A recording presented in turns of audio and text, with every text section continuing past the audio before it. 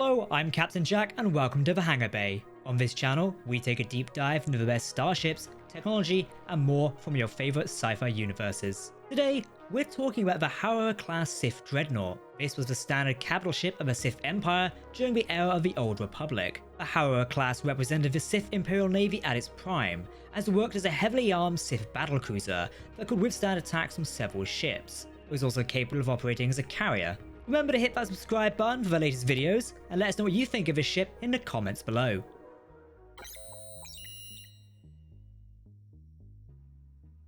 At a length of almost 800 meters, a width of 433 meters, and a height of 151 meters, the Harrower-Class Sith Imperial Dreadnought represented the true power of the Sith Empire. While designated as a Harrower-Class Dreadnought, the Harrower-Class was also referred to as a Battlecruiser or Sith Dreadnought during the Old Republic. The design of the ship adhered to the wedge-shaped design that had been used for warships of the Sith Empire since the Empire's founding in 4980 BBY. Looking at the hull of the Harrower-Class, the point of a wedge was split down the middle for a quarter to a third of a ship's hull length. This allowed the formation of two prongs. Between these prongs was one of the Harrower-Class's hangar bays. Two hangar openings were stacked on top of each other and protected by standard force fields. Additional hangars were located on either side of the ship, between the ends of the forward prongs and the two smaller side wings that protruded from each side close to the ship's rear.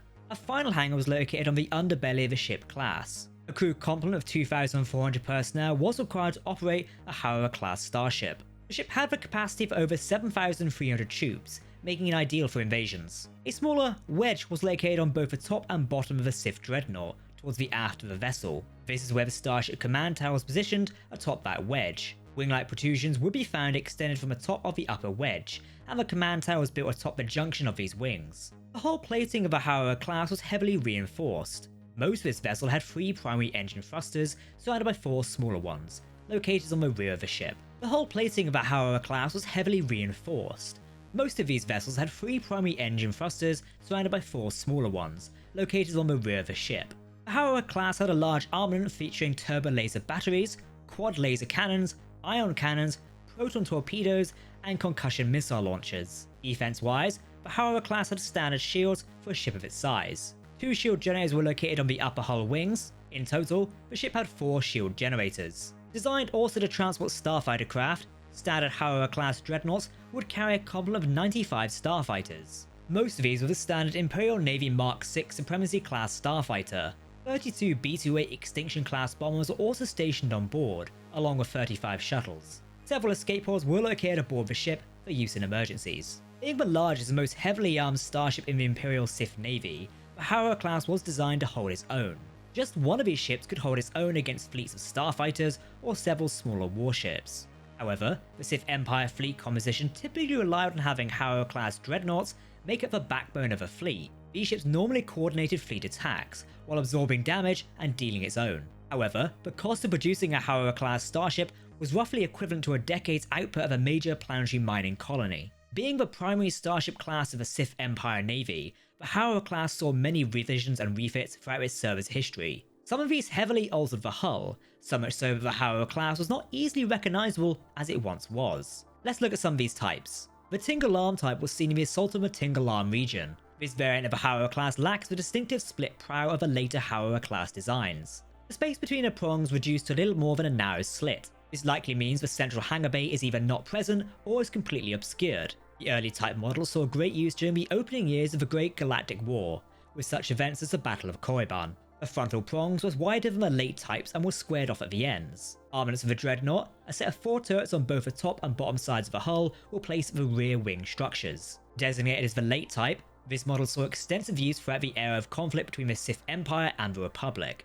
This type of Harrower-Class had its frontal prongs narrower and more pointed than on the earlier type. The turrets on the early type's rear wing structures were also moved forward to just above a forward hangar bay. This formed 2 rows of forward turrets on the ship's top and bottom. One version of the ship class, known as the Valor Prevails type, had its frontal hangar bays in a diagonal inset. Additionally, the frontal prongs were slightly angled inward, meaning their tips almost met. Only one known vessel of this type exists, and that is called the Valor Prevails. Perhaps this was a modification of that Harrower-Class, as not a different subline of ships altogether.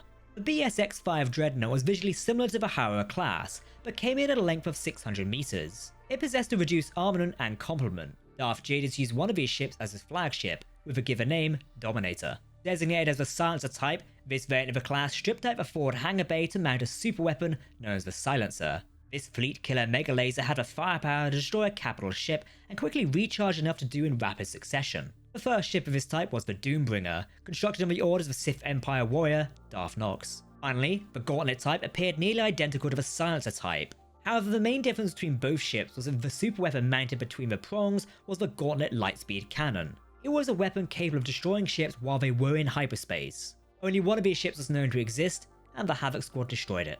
The Harrower-Class was a versatile ship that served the Sith Empire Navy well, especially when you consider how the vessel could be easily modified to support many new additions like super weapons and different layouts.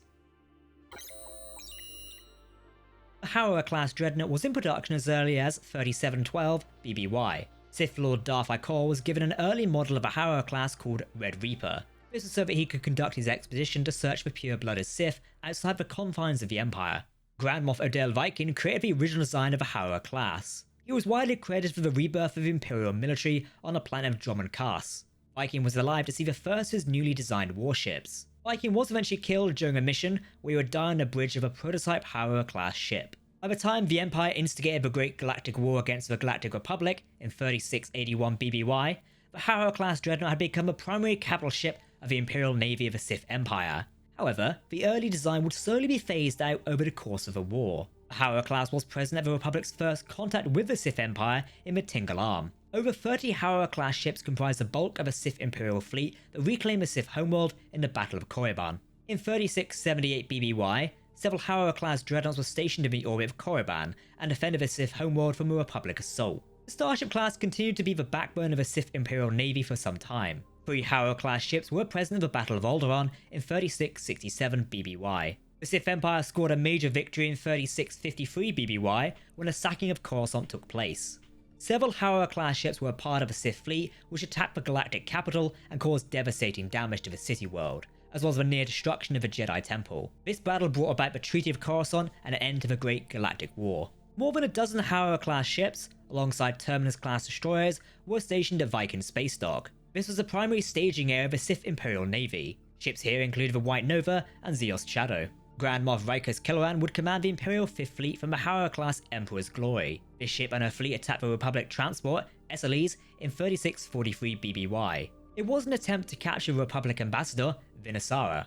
This Harrower-Class and the rest of the fleet would later defend the Maelstrom prison from a Republic attack as the Galactic War began to erupt. While eventually falling out of use as the era of the Old Republic ended, the Harrower-Class design would stay around due to the knowledge and legacy of the Sith Order. Sith Lord Darth Sidious once remarked on the similarity of his Imperial Star Destroyers after becoming Galactic Emperor.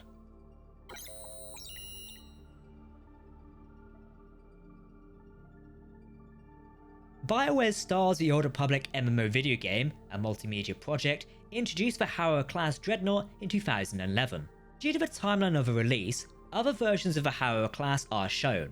For example, a webcomic called Star Wars The Old Republic, Threat of Peace, which was released in 2009, shows a Harrower-Class called the Oppressor. It is featured in the Jedi Knight storyline of the SWTOR game, but it appears in the comic as a different design. Given its presence in the game, we can consider that the actual real appearance of the ship. Timeline 1, Treaty of Coruscant, which was the first in a series of videos detailing the video game's backstory, used concept art of a Pelion-class Star Destroyer from a Legacy era, in place of a Harrower-Class. This was because the actual design of the Harrower-Class had not been finalized by the video's release in March 2009. The Harrower-Class did not appear in the video series until Timeline 5, The Battle of Bothway. This showed an earlier ship design featuring a less prominent split between the ship's prongs and a more comprehensive design overall. Several more inconsistencies would pop up with the Old Republic cinematic trailers. For example, the Hope cinematic trailer, released on June 14, 2010, included a sideshot of several Harrower-Class ships over the planet of Alderaan, though the design continued to undergo revisions at this point. The Return cinematic trailer, which premiered in June 2011, then featured Harrower-Class ships with a different design style from a finalized version that appears in the game. The ship in The Return is thicker than the final version. It had a different layout for its dorsal dual turbolaser cannons, with an additional 25 triple turbolaser cannons and 2 additional hangars on the inner sides of its 2-pronged nose. There was also traditional circular engines rather than triangular engine arrays. The ship's in-game appearance varies significantly. For example, it has varying armaments such as dual and quadruple turbolasers. There's also a problem with an in-game size variation. However, video games typically resize things. In the case of a Harrower-Class, players in-game can actually purchase their own ship as a guild flagship, so that can explain the resize on occasion. Do you own one of these in Star Wars: The Old Republic? If so, we'd love to know. Thanks for watching this video. That's our total recap on the Harrower-Class Dreadnought from Star Wars: The Old Republic. Which SWTOR ship should we take a look at next? Personally, I'm kind of wanting to take a look at the Sith Imperial Cruiser. That sounds kind of fun. Let us know what you think in the comment section below. That's the end of this video. Do let me know what you think of the Harrower-Class in the comments below. I've been Captain Jack in the Hangar Bay. Remember, if you're talking about science fiction, we want to hear about it.